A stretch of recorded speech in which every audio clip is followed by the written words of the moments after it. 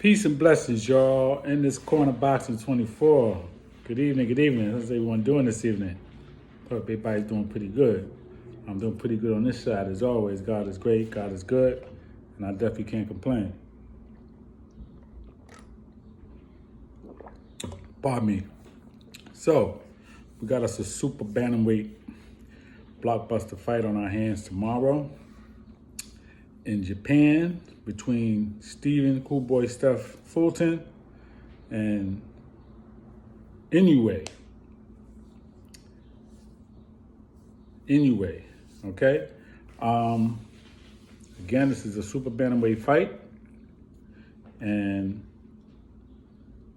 Cool Boy Steph is over in Japan, taking on this challenge. And I say challenge because he's behind enemy lines. So it is a challenge to go to another man's country and fight for belts that you already earned in your own country. It's definitely a challenge, man. He has to put on a good show, get a unanimous decision or stoppage, man, so that he don't have any controversy, any issues. Of course, there's been some controversy and issues. Two things. First, it was a delay with the fight based on, and this is what's been said. I don't know all the facts to it, but it's been said that, Inoue has some issues with the testing and Nevada testing. We can't play with drugs and performance-enhancing drugs because it give one fighter an edge over another fighter, and possibly, based on what he's taken, even put another fighter in a position where they can hurt them or possibly even get killed. We can't play with that. Everybody should fight clean. Shouldn't be any dirtiness, any sneakiness, any games, okay? Fight with your natural ability, whatever you have, whatever you don't have, you just don't have it. And that's how fights should go.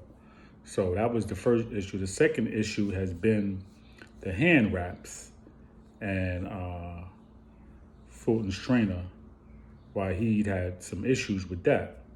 And he brought up some issues in the past where he found out about Inoue's hands being wrapped.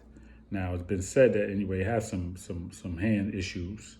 We know Floyd Mayweather, the great Floyd Mayweather, has some hand issues, but I don't believe that he ever was put in a position, or he put himself in a position where it had to be questioned how his hands was being wrapped, even though he's always had some brittle hands.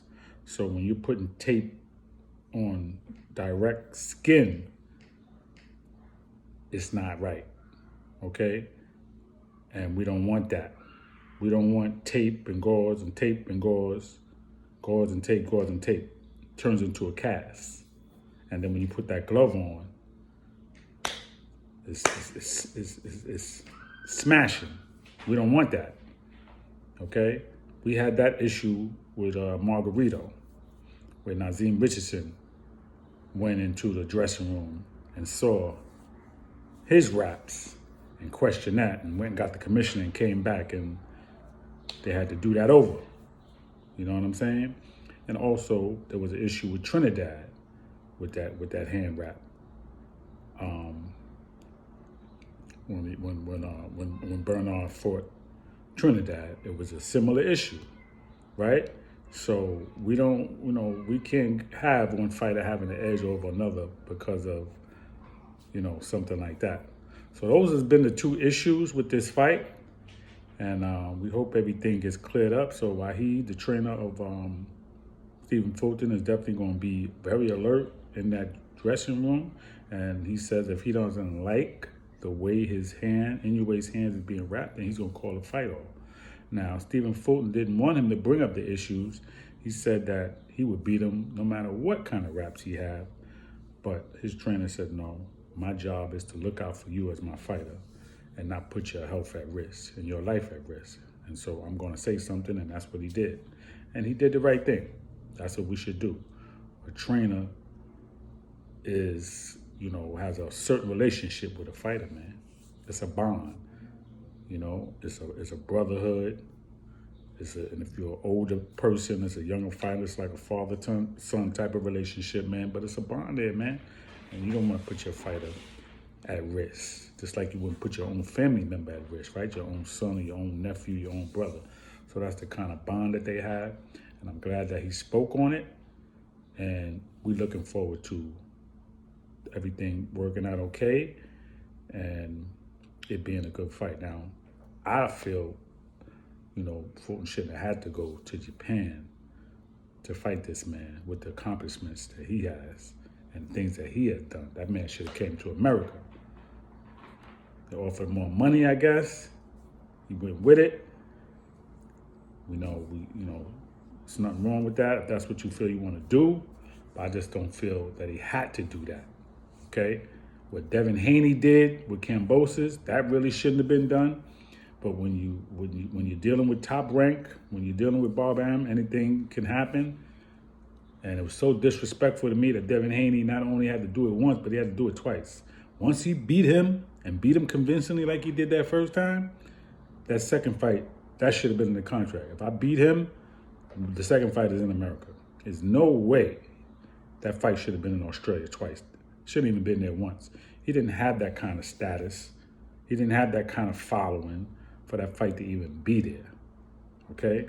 And after he knocked him off, look, Kambosos is back, and he just caught a decision that he shouldn't have got against Maxie Hughes. But that's another subject. We'll talk about that later. But we're talking about Stephen Fulton and Inoue, and again, I just hope it goes good. I hope everything goes in favor for Stephen Fulton, man, to get this win, possibly a stoppage in this fight, but a unanimous decision win. And, man, come on back to America, man, and let these dudes come to you if it's somebody else. You know what I'm saying? Come out of nowhere or whatever, man. Fight your boys over here.